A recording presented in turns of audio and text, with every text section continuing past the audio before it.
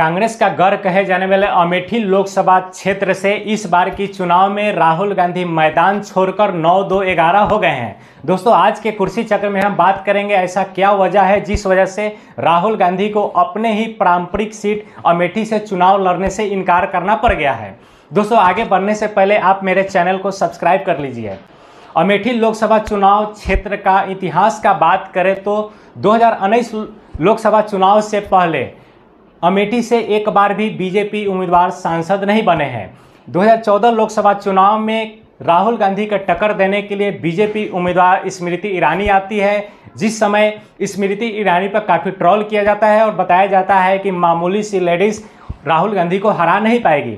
सच में 2014 में राहुल गांधी को स्मृति ईरानी हरा नहीं पाती है, लेकिन चुनाव समाप्त होने के बाद स्मृति ईरानी एक बार फिर से बीजेपी के झंडे लेकर अमेठी के गलियों में घूमती है, लोगों से मिलती रहती है और 2019 लोकसभा चुनाव में एक बार फिर से राहुल गांधी को टक्कर देने के लिए बीजेपी उम्मीदवार के रूप में स्मृति ईरानी आती है। काफ़ी टक्कर होने के बाद राहुल गांधी को वहां से हार का सामना करना पड़ता है और स्मृति ईरानी सांसद बन जाती है।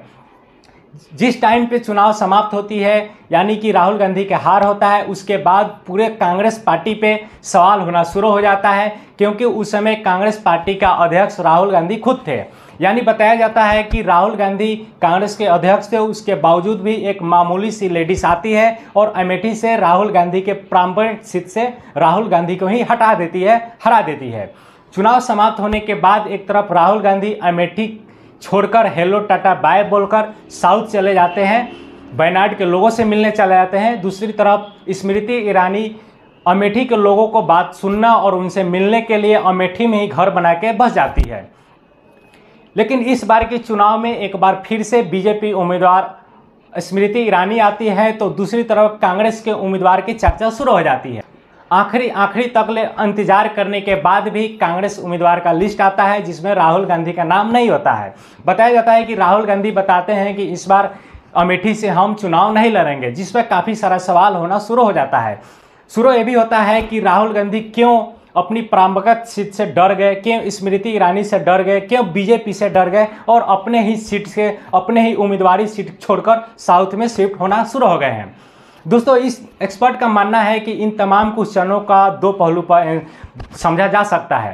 फर्स्ट पहलू कि यदि इस बार की चुनाव में भी राहुल गांधी कांग्रेस के बागडोर संभालने के लिए अमेठी से उम्मीदवार होते और गलती से फिर से स्मृति ईरानी के द्वारा हार का सामना करना पड़ता, तो राहुल गांधी के प्रति कांग्रेस में एक बार फिर से क्वेश्चन होना शुरू हो जाता।